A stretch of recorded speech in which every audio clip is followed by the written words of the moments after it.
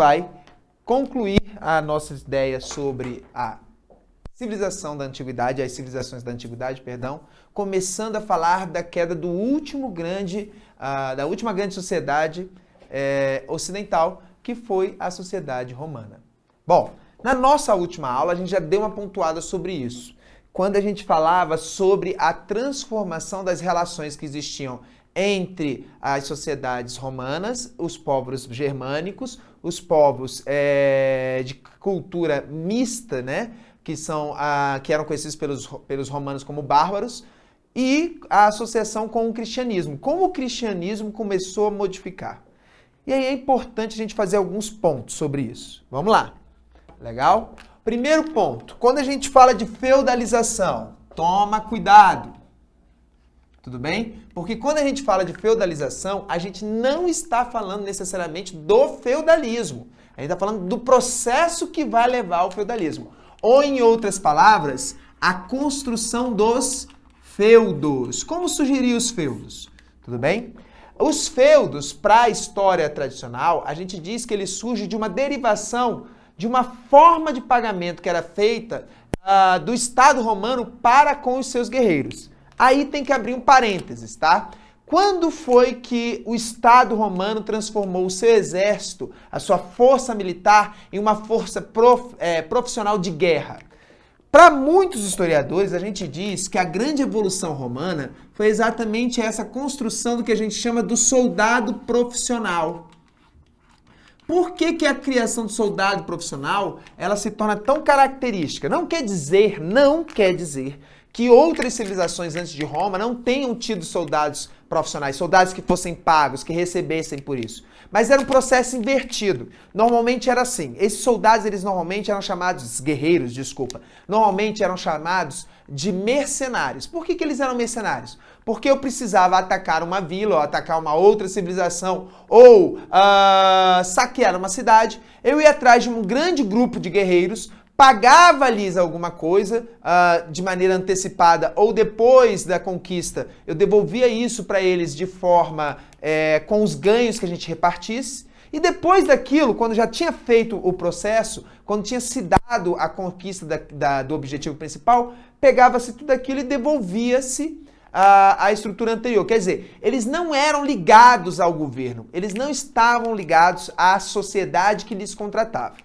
O outro tipo de soldado ou de guerreiro que existia era o guerreiro da civilização, aquele que era ligado à sociedade. Em outras palavras, ele fazia parte daquele grupo, ele era daquela sociedade, ele culturalmente entendia e se fazia presente nos ritos e nas condições sociais daquela sociedade e, sabendo de tudo isso, ele ainda era guerreiro. O maior exemplo que nós podemos dar de uma civilização guerreira, vocês estão cansados de ouvir, é a civilização espartana, onde toda a sociedade espartana ela era militarizada. Só que quando a gente fala isso algumas vezes, as pessoas acreditam assim, poxa, se a sociedade espartana era militarizada, os outros não eram militarizados. Não, é o contrário. Todos eles tinham suas forças militares. Só que no caso da sociedade espartana e de algumas sociedades muito específicas, como por exemplo os vikings, ou que nós chamamos de vikings, que são os povos do norte da Europa, eles são povos que eles viviam para e de isso. O que quer dizer isso? Bom, quando eu falo que alguém vive para e disso, eu estou dizendo que além deles viverem para se preparar para a guerra, eles viviam do que a guerra lhes dava. Entendem isso? Legal? A sociedade romana, ela é muito mais complexa. Ela vai criar o que alguns historiadores vão chamar de máquina de guerra. O que é a máquina de guerra? E aí é uma coisa interessante. A sociedade romana, ela nasce militarizada como, por exemplo, a sociedade espartana? Não. No começo da sociedade romana, a sociedade romana, ela era uma sociedade rural. E por ser uma sociedade rural, ela tinha muito mais características de grande produtividade, de manutenção da produtividade em grande escala, do que se preocupar com armas. E isso foi o que começou o processo de mudança das conquistas e da expansão territorial romana. Por quê? Porque como a cidade de Roma ficava na região que é extremamente fértil dentro da Península Itálica, muitos outros povos tentaram por várias vezes invadir a cidade romana. E aí eles acabaram desenvolvendo um jeito militar de defender aquelas terras. Isso ali na época da tribalização para a formação da cidade-estado romana. O que nós chamamos naquela nossa aula passada, anterior, de período monárquico romano. Quando começa o processo republicano, a sociedade romana ela percebe que ela tinha se tornado em ideia e em prática muito maior do que ela tinha surgido, do que da forma que ela tinha surgido. E aí foram necessárias fazer algumas alianças.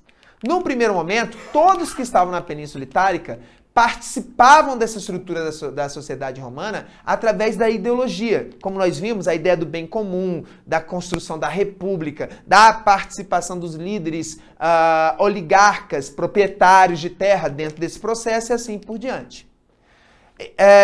Houve um episódio específico com a sociedade romana que criou um conflito entre os romanos e um outro povo, que é o povo de Cartago.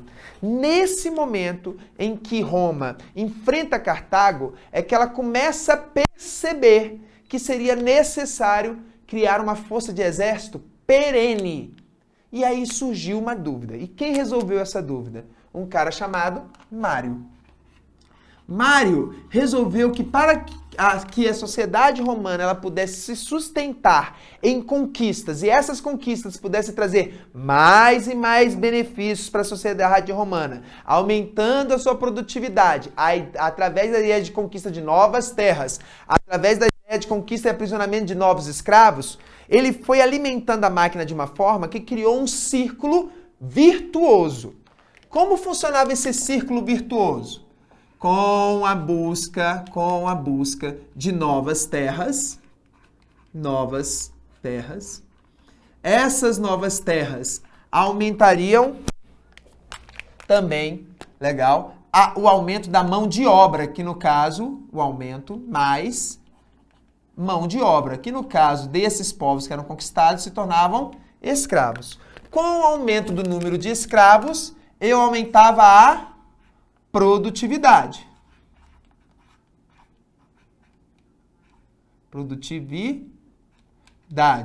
o aumento da produtividade, havia necessidade de quê? De ter mais pessoas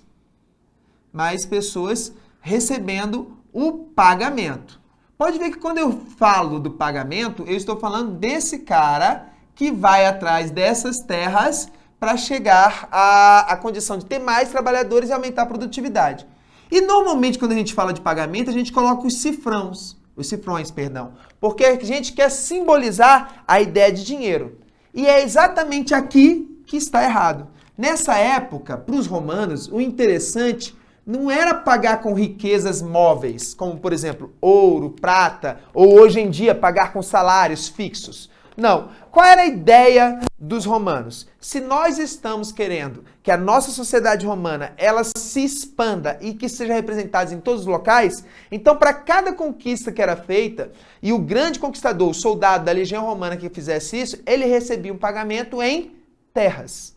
Esse pagamento em terras era chamado por Mário como soldo. É da palavra soldo que vai surgir a palavra que eu já falei algumas vezes, palavra soldado. Quem é o soldado? Aquele que recebe o soldo, o pagamento em terras, em quantidade de terras. Legal? Quem recebia esse pagamento? Todos os cidadãos romanos que fizessem parte do exército romano. Então eu estou transformando esse cidadão em um guerreiro profissional. É tão interessante isso que, logicamente, muitas dessas famílias passam a ter terras que vão produzir para Roma, mas muitas delas se militarizam. E a família mais famosa militar é a família Caio. A família Caio, para quem não conhece, é a família de onde vai surgir o grande conquistador Júlio César e o primeiro imperador romano, que vai ser Caio Otávio.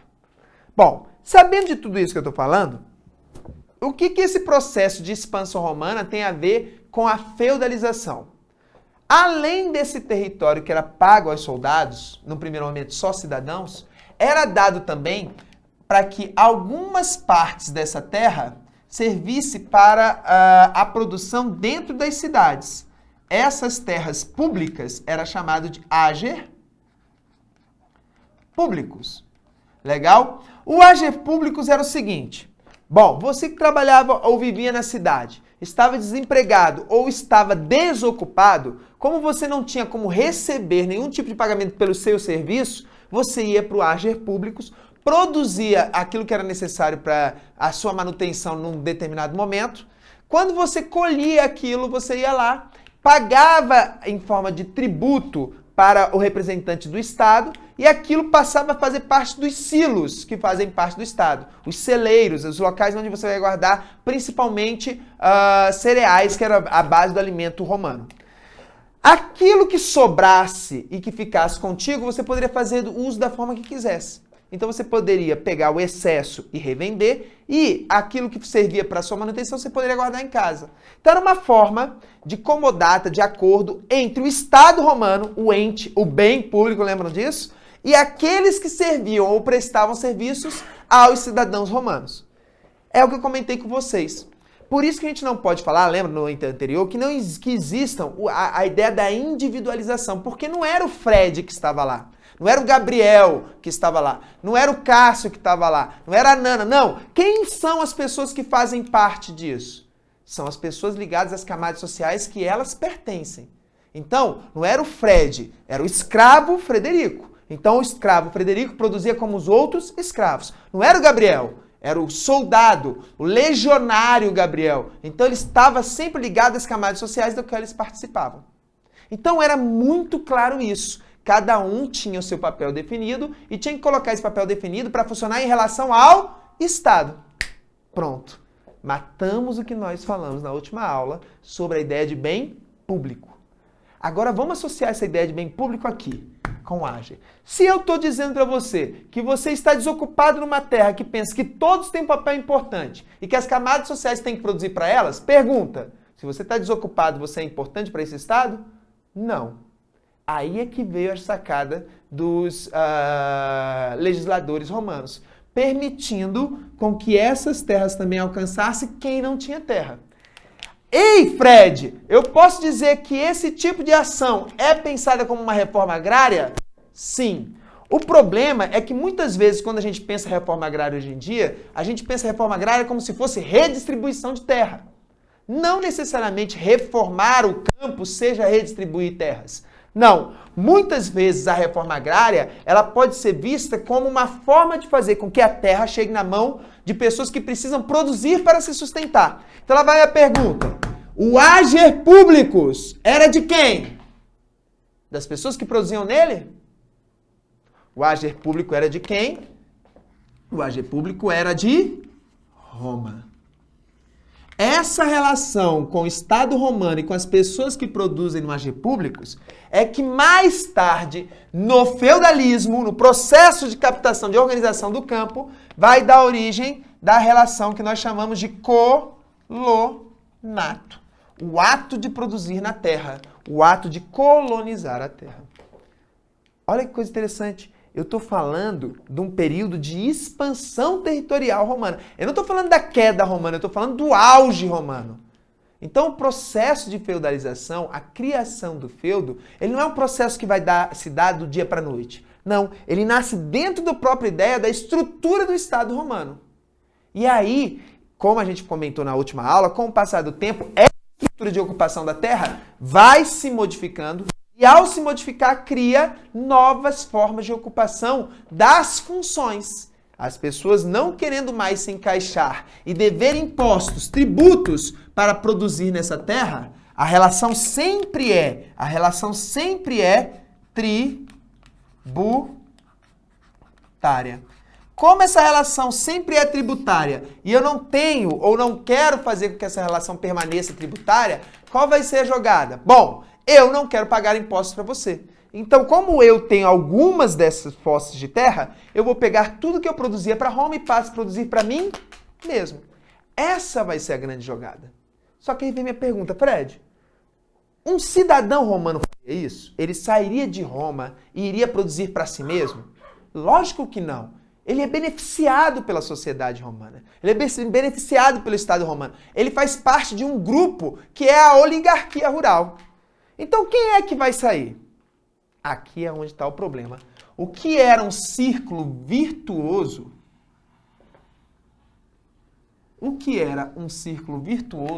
com o passar do tempo se torna um círculo vicioso.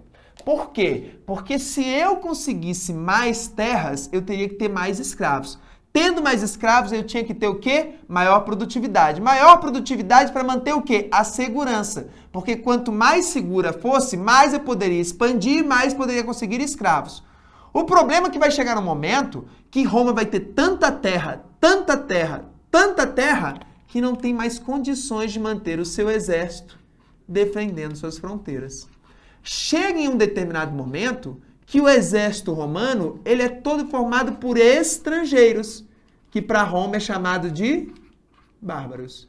Esse processo de ascensão social através da honra militar, o que as pessoas hoje gostam de chamar de meritocracia, e a meritocracia ela nasce na sociedade romana, esse processo vai começar a ser o último ponto de determinação que vai levar à queda do Império Romano. Vamos relembrar quais são eles. Vamos lá. Primeiro, os escravos cada vez mais não querem ser escravos. E por que eles não querem ser escravos? Porque eles começam a entender, através de uma série de pontos de vistas, que eles não eram de origem romana e que eles jamais seriam tratados da mesma forma com que aqueles que têm o sangue romano. Além disso, surge dentro da sociedade romana uma nova ideologia. E essa ideologia religiosa prega que perante ao Deus que ela acredita, todos são iguais. De que ideologia que eu estou falando? O cristianismo. O cristianismo é um tipo de religiosidade que nasce no meio dos escravos, dentro da região da Judéia, na Palestina, e essa região da Judéia, da Palestina, começa a divulgar a ideologia de que todos, perante a esse Deus que esses escravos acreditam, são iguais. Então, se eles são iguais, eles precisam servir aos senhores das terras? Se eles não precisam servir aos senhores da terra, eles precisam continuar lutando por um Estado que cobra deles grande carga tributária? Esse vai ser o princípio daquilo que a gente chama de crise do Império Romano. Roma não quebra porque está ruim. Roma quebra porque está tão bom que as pessoas resolvem pegar o seu quinhão e separar para elas. Elas não querem mais ser vistas como parte de Roma. Elas querem ser identificadas por aquilo que elas são. Legal? Vamos para o texto. Feudalização romana, continuando a nossa última aula, e aí voltando. Vamos embora. Questão. Roma, de simples cidades-estado, se transformou na capital do país. Falamos disso na última aula. Falamos disso quando a gente comentou sobre como Roma nasce de uma cidade pequena, uma vila, e se torna um grande império. Não é à toa que é o complemento da nossa questão. E mais duradouro dos impérios conhecidos. Assinale a alternativa diretamente relacionada com o declínio e queda do Império Romano. Novamente, ele não está falando sobre feudalismo, ele não está falando do auge, mas ele quer saber como que se deu esse processo de feudalização. Como as terras públicas romanas se tornaram feudos. E aí é aquilo que a gente está comentando. Inverte o processo. Quanto menos produtividade você tem, menos capacidade de pagar os soldados, os guerreiros com soldo você tem. Com menos pagamentos, os soldados pegam as terras que têm e se isolam, se descentralizam. Quando eles se descentralizam, Roma para de conquistar novas terras. Sem conquistar novas terras, tem quem produz em Roma? Não. Sem ter quem produz em Roma, vai diminuir a produtividade? Vai. O que o guerreiro faz? Sai desse local, cria uma fortaleza e passa a produzir somente para ele e para a família dele. Se isola, descentraliza. Com mais descentralização, menos terras. Com menos terras, menos proteção. Com menos proteção, menos conquistas, menos escravos. Quer dizer, o que era um círculo grandioso de qualidade passa a ser um círculo vicioso e que vai fazendo Roma ruir de dentro para fora. Pergunta, se eu estou ruindo de dentro para fora, Quem está fora percebe a minha fragilidade ou não percebe? Lógico que percebe. E ao perceber a minha fragilidade, qual vai ser a ideia dos povos não romanizados? Invadir as terras mais férteis. Roma, então, passa 3.000 anos para voltar a ter o problema de origem que ela teve. Desde o seu nascimento de vila até o Império Romano no século V, Romano Ocidental, no século V a.C., no século V depois de Cristo, Roma passa de novo a ter esses problemas com pessoas que vão atrás das suas terras férteis. Legal? Vamos embora. Letra A. Legal? O declínio e a queda romana está relacionado com o triunfo do cristianismo? Sim ou não? Sim, falamos quando falamos dos escravos. Agora, olha lá. Essa urbanização ela é feita no campo? Não. Essa urbanização vai para onde? Para a cidade. Agora, as pessoas que estavam lá acabam saindo daquele papel que elas tinham na cidade, não querem mais pagar os tributos e vão viver dentro das suas próprias terras, produzindo para si mesmas. Legal? Redução considerável dos tributos e abolição do poder despótico. Com certeza a redução tributária está ligada ou não está, pessoal? Está ou não está? Tudo isso acontecendo, como a gente falou, vai diminuir a captação de tributos? Sim ou não? Então, vai diminuir. Se vai diminuir, me responda. Tá certo ou não tá? Tá. Abolição do poder despótico do tipo oriental. Ou, em outras palavras, o imperador sem tributos vai ser menos imperador do que ele era? Aí é que tá o negócio. Ele quer abrir mão disso? Não. O imperador ele não quer abrir mão disso. Ele quer se manter com o mesmo poder. Então, toda vez que alguma civilização tentava fugir, Roma tentava rebater com isso, com seu exército pesado. Só que tinha um problema. Qual era o problema? Cada vez menor a sua capacidade de acumular novos profissionais para o seu exército. O que era algo positivo, com o passar do tempo, se modifica. Vamos voltar aqui para o slide. Eu vou pular a letra C, já já a gente volta para ela. Legal? Letra D. Ensino democrático dos estoicos e aumento dos privilégios de classes superiores. Bom, ensino democrático, primeira coisa, já começa errado. Se é um ensino democrático, nós estamos falando de quem, pessoal? Atenas. Não tem a ver com Roma. Ensino democrático, imagina, todos dentro de Roma recebendo a ideia de que podem participar da Assembleia. Expliquei isso para vocês na aula passada. Roma não é democrática, Roma é republicana. Ela pega um modelo representativo, escolhe alguém para fazer parte do poder político. Não é o cidadão em si que vai fazer parte, não. Esse cidadão abre a mão da sua politização, da sua participação política e escolhe alguém para fazer isso por ele. Porque o cotidiano de um romano era muito mais intenso, muito mais difícil com relação de guerras e produtividade, cuidado com a terra, do que o do político profissional. Então ele deixava com que o político profissional fizesse isso. Certinho?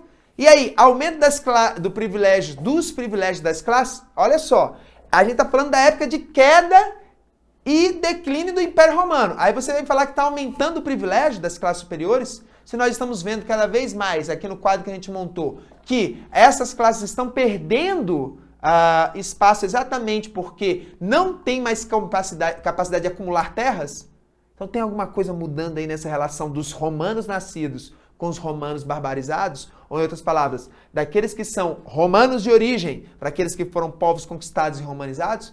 Tem ou não tem? Então não faz parte a letra D. Letra E. Estabilização das fronteiras. Já para! Por que você vai continuar falando disso? Vou ter que desenhar de novo essa ideia? Vamos lá. Letra, ainda dentro da letra E crescente oferta de mão de obra. Ei, você prestou atenção no que a gente acabou de falar? Sem terras, não tem como pagar os soldados. Sem soldados, não tem como ter escravos.